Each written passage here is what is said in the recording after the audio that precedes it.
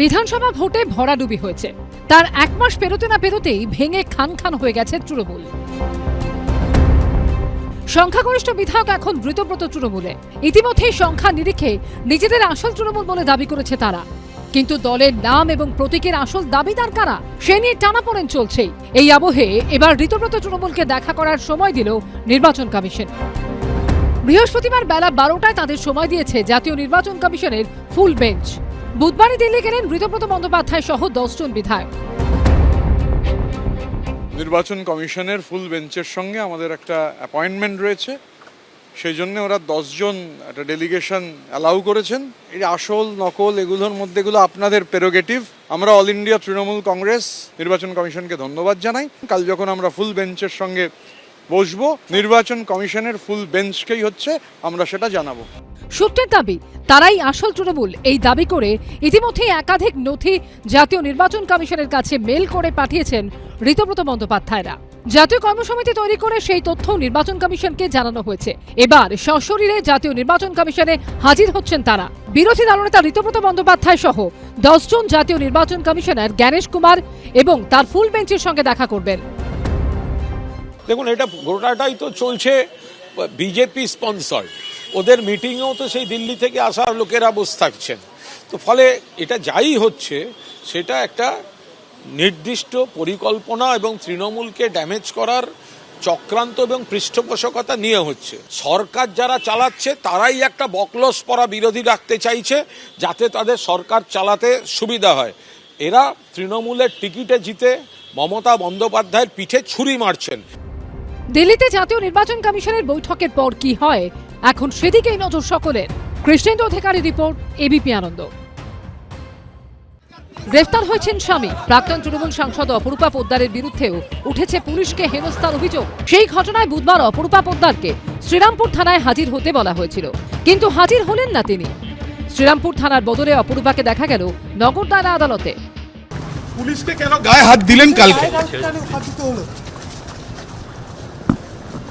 Madam একটু বলবেন, আপনার স্বামীর বিরুদ্ধে অভিযোগ রামনবমী যে গন্ডগোল হয়েছিল তিনি মূল চক্রী, এনআইএ আদালতে দাবি করেছে। থানাতে যে আপনাকে যেতে বলা হয়েছে, আপনি কিছু বলবেন সেই বিষয়ে? শাকির আলীর গ্রেপ্তারের খবর সামনে আসতেই মঙ্গলবার তাঁর বাড়ির সামনে হাজির হন অনুগামীরা। অপরূপা পোদ্দার নিজে বেরিয়ে আসেন বাড়ির বাইরে। পুলিশের সঙ্গে বচসা বাঁধে তাঁর। মহিলা পুলিশ কর্মীকে কার্যত হেনস্থা করেন তিনি। দিদি কি বলবেন? দিদি কি বলবেন? দিদি কি বলবেন? দিদি 12টার সময় ওনাকে অ্যাপিয়ার করতে বলা হয়েছে। আমরা নেক্সট ফার্দার লিগ্যাল স্টেপ নিয়ে আবার একবার এই পরবর্তী পদক্ষেপ কি হতে চলেছে? লিগ্যাল অ্যাকশন হবে, যা হবে লিগ্যাল অ্যাকশন হবে। এই আইনি কিছু হচ্ছে না, আইনের পথে চলবে। এদিকে এনআইএর হাতে গ্রেপ্তারের পর প্রাক্তন তৃণমূল সাংসদ অপরূপা পোদ্দারের স্বামী শাকির আলীর বিরুদ্ধে মারাত্মক সব অভিযোগ সামনে আসছে। রামনবমীর মিছিলের দিন কি হয়েছিল তা নিয়ে মুখ খুলছেন রিষড়া শ্রীরামপুরের বহু বাসিন্দা। শাকির ওইখানে ছিল। হ্যাঁ, শাকির যখন 1 মিনিট হলো হেঁটে গেল, তারপরে ইট ছাড়া হয়েছে।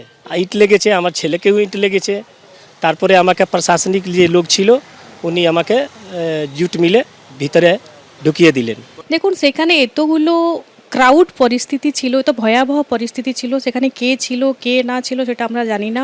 গন্ডগোলটা প্রচুরভাবে হয়েছিল, পুরো মানে প্রি প্ল্যান্ড ছিল যে যেরকম র্যালি আসবে আমরা অ্যাটাক করব। এত বড় একটা রামনবমীর একটা র্যালি, 15-20 হাজার লোকের একটা র্যালি 2-4 জন মিলে কোনো সময় করতে পারবে না। একদম প্রি প্ল্যান। শুধুমাত্র যারা মিছিলে এসেছিলেন তারাই নয়, নিজের ব্যবসার জিনিসপত্র কিনতে এসে প্রায় মৃত্যু মুখে পড়েছিলেন রিষড়ার বাসিন্দা আক্রান্ত বিজয় মালি। ওই চাঁপো তলোয়ার শট, এই যে মাথা সার্জারি হয়েছে এই জায়গাটা, ওই যে মাথা শট দিয়ে মেরেছিল, মাথা মেরেছিল। তারপরে তলোয়ার দিয়ে মেরেছিল, চাঁপত দিয়ে মেরেছিল, পুরো পিঠে তলোয়ার দিয়ে কেটে দিয়েছিল পুরো। তারপরে দেখলে ওরা মরে গেছে মনে হয়, ওরা ছেড়ে যায়। তারপরে আমি হেঁটে ওয়ালসে গেলাম। তার ঠিক 4 তারিখে আমাদের শুভেন্দু অধিকারী দেখতে এসেছিল। সব মিলিয়ে ক্রমেই অভিযোগের পাহাড় জমছে প্রাক্তন তৃণমূল সাংসদের স্বামীর বিরুদ্ধে। অর্ণব মুখোপাধ্যায় ও আবির দত্ত রিপোর্ট, এবিপি আনন্দ।